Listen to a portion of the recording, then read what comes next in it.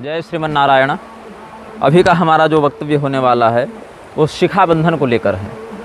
शिखा बंधन से पूर्व मैं आपको एक और बात बताना चाहता हूँ जो कि पिछले वक्तव्य में हम बोलना भूल गए थे। जब भी तीर्थ नदियों में आप स्नान करें तो अपने शरीर को कपड़े से नहीं पोंछें।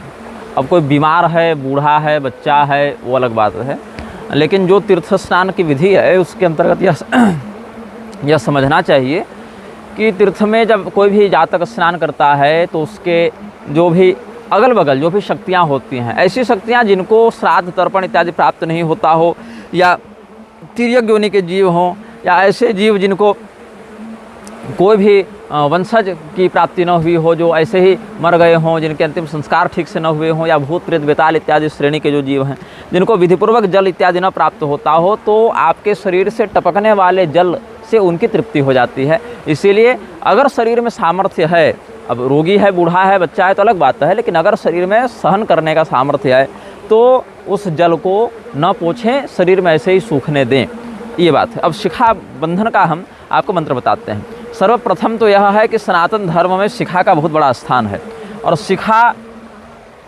के लिए जो आकृति बताई गई है, जो आकार बताया गया है शिखा का, वो कहा गया है गाय के खुर के बराबर शिखा का आकार होना चाहिए। गाय का जो खुर है, गाय के खुर के बराबर शिखा का आकार हो। कहीं कहीं हस्तिपाद शिखा की भी परंपरा लोगों में देखने को मिली है, मतलब हाथी के पैर के बराबर की शिखा। तो उसमें क्या होता है, माथे के 4 अंगुल बाल हटा देते हैं, छील देते हैं यहाँ से, और बाकी पूरी शिखा को ही स्थान दे देते हैं। लेकिन ये सभी लोगों के लिए व्यवहार्य नहीं है। सभी लोगों के लिए व्यवहार्य क्या है, गोखुर शिखा हो, गाय के खुर के बराबर शिखा हो। लेकिन अब क्या है, जिस समय हमारे पूर्वजों को बलपूर्वक शिखा काटने के लिए कहा जाता था, विवश किया जाता था, उस समय भी अपने प्राणों की परवाह न करते हुए हमारे पूर्वजों ने शिखा को धारण किया। आज अधिक होशियारी के चक्कर में, अधिक पढ़ लिखे जाने के चक्कर में जो सनातन धर्मावलंबी जन अपने आप को बताते हैं वो भी शिखा विहीन हो गए, और शिखा से रहित होकर किया गया कर्म निष्फल हो जाता है। ये भी शास्त्रीय मत है। अब इसमें कुछ बात है कि शिखा में जो गांठ लगती है वो अलग अलग गोत्रों के आधार पर है। किसी किसी गोत्र में दाईं ओर गांठ लगती है, किसी किसी गोत्र में बाईं ओर गांठ लगती है। तो दाईं ओर जिसके गोत्र की शिखा वाम हो वो बाईं ओर घुमाकर गांठ लगाए, और बाकी लोग दाईं ओर लगाएं। और कुछ ऐसे गोत्र हैं जिसमें 1 शिख, त्रिशिख, पंचशिख इत्यादि का विधान है।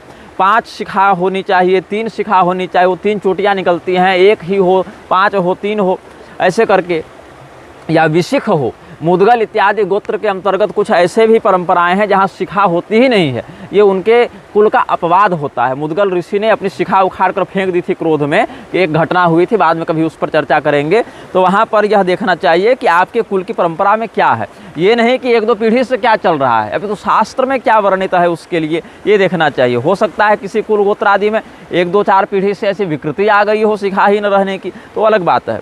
अब शिखा बंधन का तो ऐसे बहुत सारा प्रयोग अलग अलग संप्रदायों में है, लेकिन जो सर्वसामान्य मंत्र है वो हम आपको बता देते हैं। चिद रूपिणी महामाये दिव्य तेजस समन्विते तिष्ठ देवी शिखा मध्य तेजो वृद्धि कुरुस्व में। चिद रूपिणी, जो चित स्वरूपिणी हैं, चेतन स्वरूपिणी हैं, आह्लादिनी भगवती हैं, ऐसी महामाया से प्रार्थना करनी चाहिए। चिद रूपिणी महामाये दिव्य तेजस समन्विते तिष्ठ देवी शिखा मध्य तेजो वृद्धि कुरुस्व में।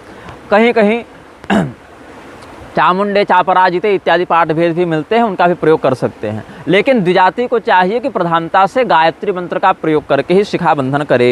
ये शिखा बंधन का मंत्र हो गया। भोजन करने के समय, मलमूत्र का परित्याग करने के समय, स्त्री रमण करने के समय, शयन करने के समय, ये सब कार्यों में शिखा खुली रहनी चाहिए। पूजा करने के समय, दान करने के समय, यात्रा इत्यादि में, या आचमन करने के समय, अथवा स्नान करने के समय शिखा बंधी होनी चाहिए। तो शिखा बंधन करके स्नान करें, और बाद में बाल इत्यादि साफ करने के समय शिखा खोल सकते हैं। लेकिन तीर्थादि में जो स्नान होता है वहाँ पर शिखा को बांध कर ही स्नान करने का नियम है।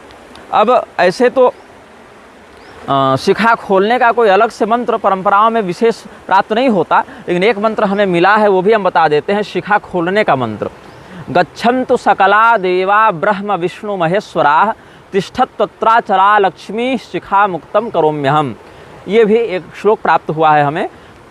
गच्छन्तु सकला देवा ब्रह्म विष्णु महेश्वरा या ब्रह्म के कारण देवा का विसर्ग लुप्त हो जाएगा। तो गच्छन्तु सकला देवा ब्रह्म विष्णु महेश्वराः तिष्ठत पत्राचला लक्ष्मी शिखा मुक्तम करोम्यहम या शिखा मुक्तिम करोम्यहम, ऐसे एक श्लोक हमें प्राप्त हुआ है। ये दोनों श्लोक हम सानुवाद इस चलचित्र के विवरण में भी लिख दे रहे हैं।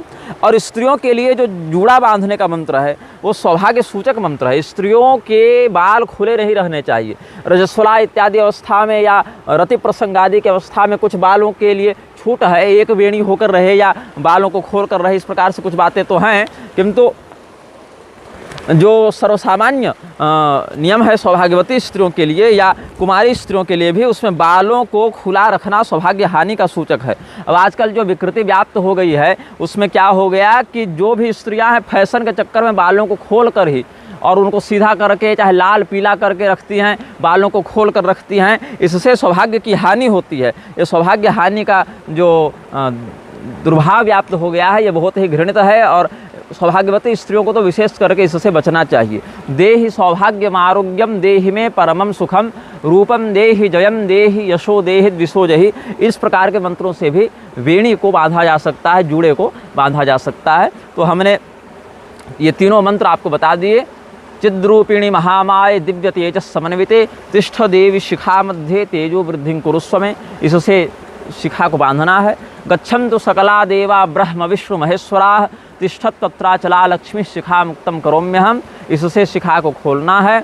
और देहि सौभाग्यम आरोग्यम देहि में परमम सुखम रूपम देहि जयम देहि यशो देहि द्विषोजहि, इस मंत्र से स्त्रियों को अपना जूड़ा बांधना है। तो ये तीनों मंत्र हमने आपको प्रदान कर दिए हैं। इनके अर्थ भी हम इस वीडियो के इस चलचित्र के विवरण में लिख देंगे।